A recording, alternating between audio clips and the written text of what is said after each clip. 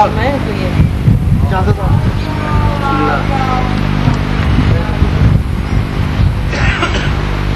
کی اجازت.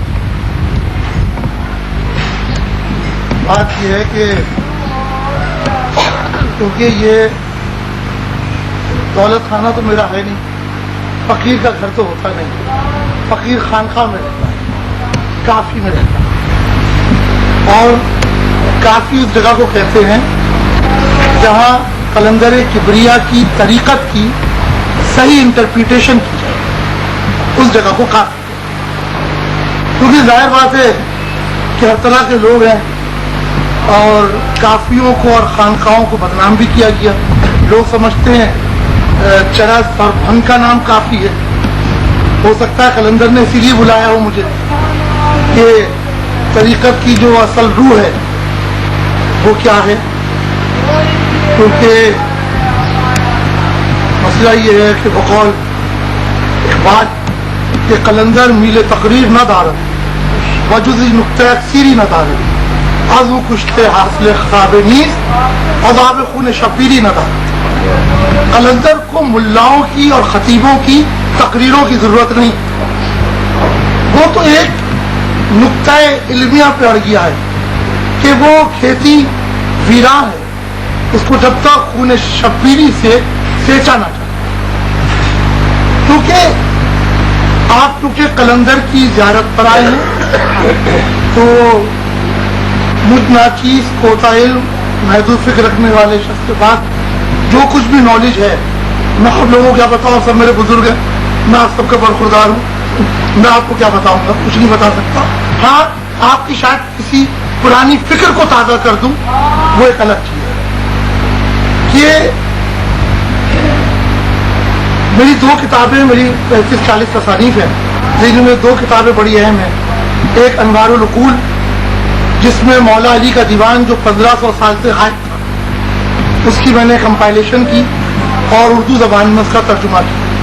اور بقول احمد ندیم قاسمی مرحوم کے کہ اردو زبان پہ بہت بڑا احسان تھا کہ مولا علی کے دیوان کا عربی سے فارسی میں بھی ترجمہ نہیں ہوا، اردو زبان میں یہ پہلا کام تھا. اس میں دیوان علی بھی ہے اور دیوان ابو طالب بھی ہے، اس کا نام انوار العقول ہے. اور ملا صدرہ کی اسفار اربع پر میں نے مقدمہ کیا. پھر جو کشکول کتاب آئی ہے اس کی پہلی جلد ہے. کشکول کا جو موضوع ہے وہ یہ ہے کہ جتنے روحانی شخصیات ہیں جن کا تعلق کلرجی سے نہیں ہے، میں صحیح بات کروں ملائیت سے نہیں ہے، بلکہ وہ انر سیلف کی طاقتوں پہ بات کرتے ہیں. کیونکہ جو فقیر ہوتا ہے، فقیر کا تعلق کسی فرقے سے نہیں ہوتا. فقیر is not a part of clergy کہ دل سوچ سے خالی نگاہ پاک نہیں ہے. اس میں عجب کیا کہ تو بے باک نہیں ہے. کیا صوفی و ملا کو خبر میرے جنوں کی، ان کا سر دامن ابھی چاک نہیں. تو فقیر کا جو راستہ ہے وہ فرقے کا راستہ نہیں ہے، کلرجی کا راستہ نہیں، مخصوص ملائیت کا راستہ نہیں، بلکہ فقیر کیا ہے. کیونکہ قلندر کہتے ہیں میں پیشوائے تمام رندانم. تو قلندر دراصل عالم انسانیت کی مشترکہ میراث کا، کیونکہ یہ جو قلندر کا در ہے جہاں ہندو بھی آتے ہیں، جہاں عیسائی بھی آتے ہیں، جہاں سکھ بھی آتے ہیں، جہاں بدھسٹ بھی آتے ہیں، جہاں ہری پگڑی والے بھی آتے ہیں، جہاں سفید پگڑی والے بھی آتے ہیں، جہاں کالے کپڑے والے بھی آتے ہیں، جہاں لال کپڑے والے بھی آتے ہیں. ہر طبقے کا آدمی آتا ہے اور سب کو ملتا ہے کیونکہ عالم انسانیت کی مشترکہ میراث. کیونکہ سیون 50 سال پہلے کیا تھا، 50 سال کے بعد کیا ہے. 50 سال پہلے سیون کی جو جگہ تھی وہ 1.25 لاکھ درویش کی جگہ تھی کہ جہاں سالک عارف بننے کے لیے آتا تھا. سالک بننے کے لیے ضروری ہے وہ کسی جمال اللہ پر اپنی ڈیوٹی دے. جمال اللہ سے مراد میری مدینہ، نجف، کربلا، مشہد، شام، یہ تمام جمال اللہ کی ریاضتیں ہیں. جب سالک جمال اللہ کی ریاضت مکمل کرتا ہے تو اس پر عارف بننا ہے تو اس کو جلال اللہ کی مہر چاہیے. تو یہ جو سیون پاک کی دھرتی تھی 1.25 لاکھ درویش کی، یہ اس لیے تھی کہ سالک اگر عارف بننا چاہتا ہے تو اس کو یہاں آنا پڑے گا, اس یونیورسٹی میں داخلہ لینا پڑے گا, کیونکہ یہ فخر کی یونیورسٹی ہے اور یہاں پر پی ایچ ڈی کا کورس ہوتا ہے, بی اے ایم اے نہیں ہوتا, یعنی جو سالک ہے اسی کو داخلہ ملتا ہے. لیکن یہاں کے کچھ بائی لاز ہیں اس یونیورسٹی کے.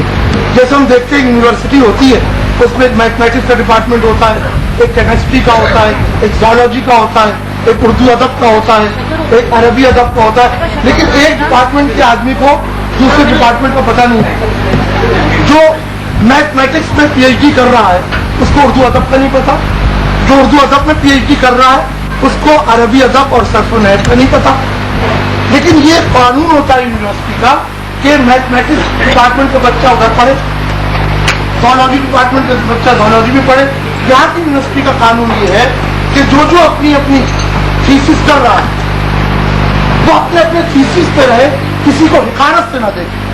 اگر کسی کو حقارت سے دیکھے گا تو انرولمنٹ کینسل ہو جائے گا. یہ قلندر کی یونیورسٹی کا اصول ہے کہ یہاں جو سالک آتے ہیں اپنے تھیسس لے کر جلال اللہ کے بعد عارف بننے کے لیے, فقیر بننے کے لیے, وہ ہرے لبادے میں آئے, کالے لبادے میں آئے, وہ بدھسٹ بن کر آئے, وہ ہندو بن کے آئے, سب کا تھیسس اپنی جگہ پر ہے اور وہ یہاں سے پی ایچ ڈی کر جاتے ہیں.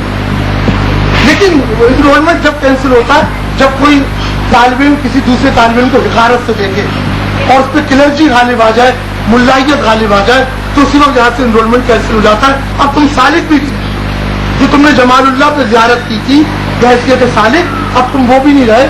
یعنی جلال اللہ پہ یا تو عارف یا پھر آدمی ختم ہو جاتا ہے. جو قلندر فرماتے ہیں کہ امروز شاہ شہاں مہمان شدست مارا, جبریل با ملائک دربان شدست مارا. تم کو پتا یہ ایک تخت ہے جس کو یکخنبی کہتے ہیں, جہاں قلندر بیٹھتے تھے. تو اس تخت کے لیے کہتے ہیں کہ آج شہنشاہوں کے شہنشاہ میرے مہمان ہیں اور جبریل اور ملائکہ میرے دربان ہیں. تو شہنشاہوں کے شہنشاہ محمد رسول اللہ صلی اللہ علیہ وسلم. تو جہاں شہنشاہوں کا شہنشاہ مہمان ہوتا ہے, جبریل اور ملائکہ دربان ہوتے ہیں, اس کو قلندر کبریا کی بارگاہ کہتے ہیں. امروز شاہ شہاں مہمان شدست مارا, جبریل و ملائک دربان شدست مارا, در بارگاہ وحدت کثرت چھ آیت 18,000 عالم آیا شدست مارا. دیکھو یہ بارگاہ وحدت ہے, ادھر کثرتوں کی بات نہ کرو. 18,000 عالم میرے اندر موجود ہے. عالم بتخانہ بسیار سیر کرتا ہوں, آئینہ خود پرستی ایمان شدست مارا. اب جہاں وحدت الوجود کا مسئلہ قلندر بیان کرتے ہیں کہ در بارگاہ وحدت کثرت چھ آیت, یہ بارگاہ وحدت ہے, کیا کثرت کی گفتگو نہ کرو, یا آل یونٹی آف ایگزسٹنس کی گفتگو ہے. 18,000 عالم آیا شدست مارا, 18,000 عالم میرے اندر موجود ہے. عالم بتخانہ بسیار سیر کردم, آئینہ خود پرستی ایمان شدست مارا.